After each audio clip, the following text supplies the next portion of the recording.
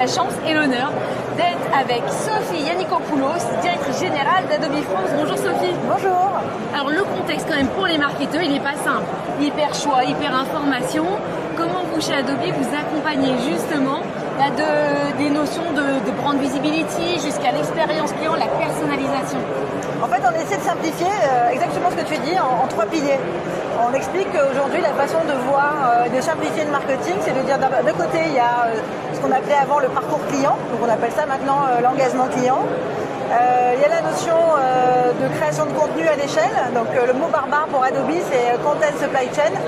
Et puis, un sujet qui est quand même hyper important aujourd'hui, c'est la visibilité des marques sur Internet, sur les sites web, sur les différents, on va dire, canaux. Et ça, c'est aussi très important. Donc en fait, on sépare ces trois piliers et on essaie d'accompagner nos clients sur ces trois enjeux. Mais le tout s'entremêle, je suppose que c'est pas en silo. Non. Et on essaie de le simplifier en tout cas. Pardon, c'est vrai qu'on vous connaît beaucoup sur l'aspect créatif, mais il me semble que vous accélérez aussi fortement justement sur ce pilier ou ce volet expérience client. Alors, ça fait plus de 10 ans qu'on fait du marketing digital et on a effectivement grandi. Donc on a ensuite été très connu sur ce qu'on appelait à l'époque le CXM, donc l'expérience client et tout autour de l'expérience client. Et aujourd'hui, on parle beaucoup d'orchestration, parce qu'en fait, on est dans un environnement de plus en plus complexe, avec des clients qui ont des solutions en place, qui ont aujourd'hui fait des acquisitions de LLM.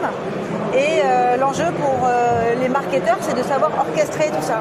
Donc on est passé depuis plus de 10 ans du marketing digital à l'expérience client et aujourd'hui à l'orchestration de l'expérience client. Alors ce que tu dis, c'est qu'IA ça accélère, mais comment justement l'IA vient accélérer, booster, soutenir et pas créer une dette cognitive, on va dire, parce qu'on lui donne tout et puis nous on fait plus rien?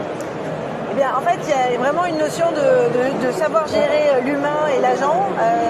On rentre dans un monde hybride où les collaborateurs sont eux-mêmes des humains, mais sont aidés par des agents, et les clients sont eux-mêmes des clients, des consommateurs, mais aussi des agents, parce qu'en fait, on voit bien que les agents peuvent faire les courses aujourd'hui à ta place en utilisant ton navigateur. Donc, on rentre dans un monde hybride, dans lequel, surtout, l'humain reste en contrôle de tout ce qui se passe. C'est pour ça que les sujets d'orchestration sont essentiels. Oui, donc l'IA agentique, on y est là. L'IA agentique, on y est. Je ne sais pas si c'est ton agent. Moi, j'ai pas encore le mien, mais voilà. J'ai pas ma Barbia. Et donc, ma dernière question, Sophie. Je crois qu'on te retrouve sur scène lors de ce salon Vivatech. Absolument, vendredi après-midi.